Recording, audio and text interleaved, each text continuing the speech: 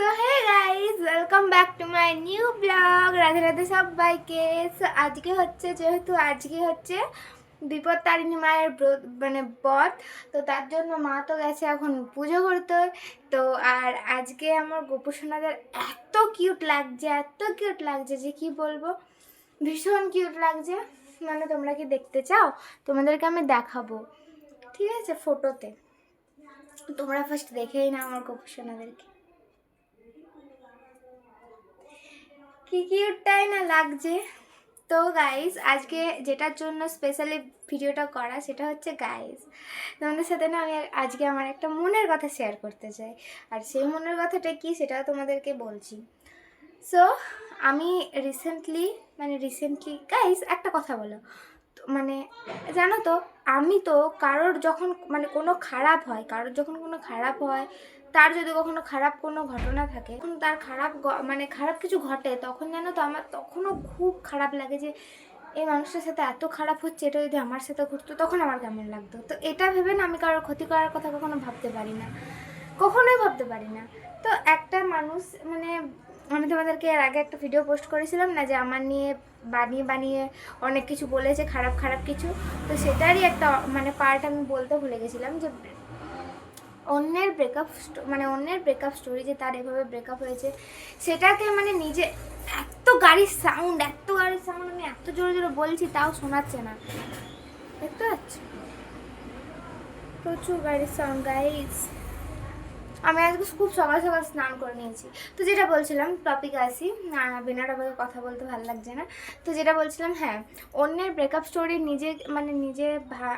অন্যদের সাথে এইভাবে ব্রেকআপ হয়েছে, ফ্যামিলিগত কারণ হোক কিংবা সিচুয়েশান কি যা কিছু হোক, ব্রেকআপ হয়েছে। তো সেটা যখন আমি ভাবি যে এত বছরকার ভালোবাসাদের ব্রেকআপ কী করে হয়ে গেল, তখন আমার খুব কষ্ট হয়। যে ব্রেকআপ জিনিসটা ব্যাপারে ভীষণ কষ্ট হয়, ঠিক আছে। এবারে কি বলি, আমার খুব খারাপ লাগে যে এই মানুষের সাথে এটা হয়েছে, যদি এটা আমার সাথে ঘটতো তখন আমি কি করতাম। তো গাইজ, তো সেই জায়গায় দাঁড়িয়ে সেই মেয়েটা কিভাবে বলতে পারে গাইজ, আমার গল্পটা, আমার এত একটা খারাপ গল্প কিভাবে সে বানিয়ে বানিয়ে বলতে পারে, আমি গাইজ সেটাই ভাবছি। তো সে কী করেছে, আমি তোমাদেরকে বলেছি সে কী করেছে না করেছে, তো সেটাই ভাবছি যে আমার একটা বান্ধবী ছিল। তো তার ব্রেকআপ স্টোরিটা ভীষণ খারাপ, তার বাবা মা তাবিজ পর্যন্ত করিয়েছে এটার জন্য।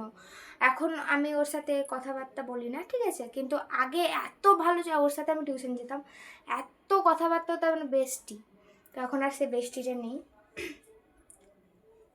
এক কথায় অসৎ সঙ্গ গাইস ত্যাগ করে নেওয়াই ভালো। আমার খুব অল্প বন্ধু, কিন্তু যেগুলো আছে তারা বিশ্বস্ত হলেই হবে ব্যাস। তো যাই হোক, যেটা বলছিলাম, তো তার এই একটা ব্রেকআপ স্টোরি, আমি টিউশন গেছি, তো সেখানে আলোচনা হচ্ছে। লিটারালি ও কাঁদছে না, কিন্তু আমার চোখ থেকে জল পড়ছে। যদি ও কখনো ভিডিওটা দেখেন, ও কমেন্টে হয়তো বলতে পারে যে এটা, কিন্তু আমি নাম নেবো না গাইস, নাম আমি নিচ্ছি না। কিন্তু এত ভালো, আমার সাথে খুব ভালো বন্ডিং ছিল। তো যাই হোক, কিছু কারণের জন্য এখন আর দেখা যাচ্ছে ওটা, কতটা লম্বা হয়েছে। আমি আরও লম্বা করবো, তারপর পুজোর আগে সেভ করাবো, খালি সেভ করাবো, আর কোনো কাট দেবো না। আমি চাই আরও লম্বা হোক। তো ব্যাস, যাই হোক। তো তখন কি হয়েছে, আমাকেও বলছে, জানিস আমার সাথে হয়েছে, আমার পরিবার আমার সাথে করছে, তাবিজ পর্যন্ত করেছে, এখানে নিয়ে গেছে, ওখানে নিয়ে গেছে। আমি তো শুনে কাঁদছি যে তুই আছিস কী করে। তো সেই গল্পটা গাইজ এখনও পর্যন্ত আমি কাউকেই বলিনি, কাউকে না, ওর নাম দিয়ে হোক বা পুরো গল্পটা হোক, আমি তো পুরো গল্পটা তোমাদেরকেও বলছি না, কাউকে বলিনি, কারণ আমার কষ্ট হয়। এত কষ্ট পেয়েছে যে কিচ্ছু বলার নেই। তো সেই জায়গায় দাঁড়িয়ে আমার কষ্ট হচ্ছে অন্যদের ব্রেকআপ স্টোরি শুনে, যে এটা এর কী হয়ে গেল। তো সেই জায়গায় দাঁড়িয়ে অন্য একটা মেয়ে আর একটা মেয়ের কীভাবে ক্ষতি করতে পারে, কীভাবে ভাবতে পারে এইসব কথা, আমি গাইজ সেটাই ভাবছি। তো আমি যে এই যে ঘরে আছি এখন, আমার তাও ওই সিচুয়েশানটা খুব মনে পড়ছে, যে সিচুয়েশানটা আমাকে এই সব কথাগুলো বলেছিল, আমার বান্ধবীটা এত বাজেভাবে ব্রেকআপ হয়েছিল ওদের, কিচ্ছু বলার নেই, সত্যি। তো সেই জায়গায় দাঁড়িয়ে একটা মেয়ে হাত নেড়ে নেড়ে হেসে হেসে কীভাবে যে গল্প শেয়ার করতে পারে, অন্য ব্রেকআপ স্টোরিটা যে কীভাবে নিজের করে শেয়ার করতে পারে, আমি সেটাই ভাবছি। যাই হোক, ওর কোনো সেন্স নেই, ননসেন্স, একদম ননসেন্স, কোনো একটাও সেন্স নেই, একটুও সেন্স নেই ওর।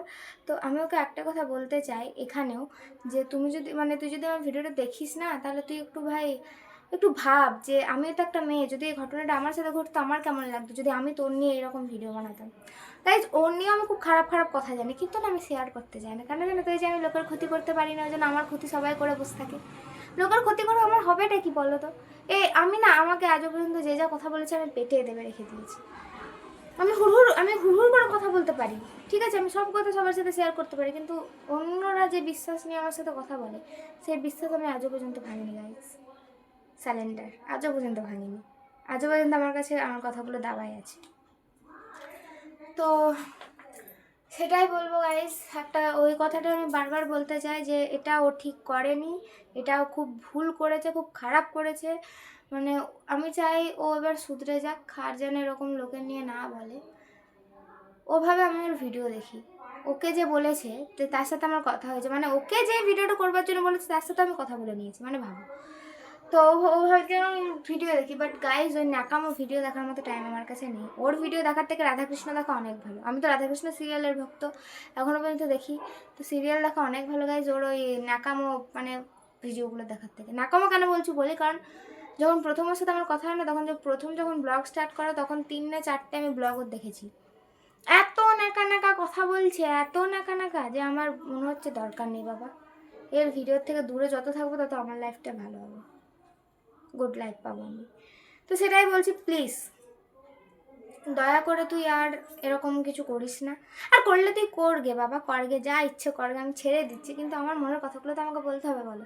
কুকুরের সাথে চিল্লে কোনো লাভ আছে কি, যে আমি ওকে বলতে যাবো যে তুই ভিডিও ডিলিট কর, এই কর, যা পাচ্ছিস করগে যা।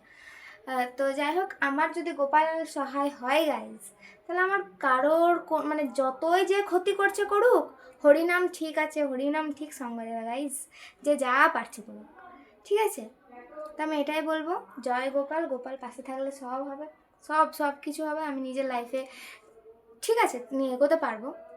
ব্যাস এটাই আমি বলছি, যে এবার স্টে থাক, আর নয়, আর কিছু না, মানে আর কিছু বলতে চাই না ওর নিয়ে অন্তত।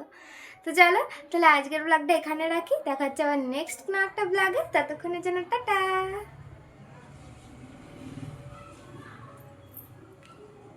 আর আমার স্কিনের গ্লোটা আমি তোমাদের সাথে সিক্রেটটা শেয়ার করবো পরে, এখন না, পরে। চলো টাটা।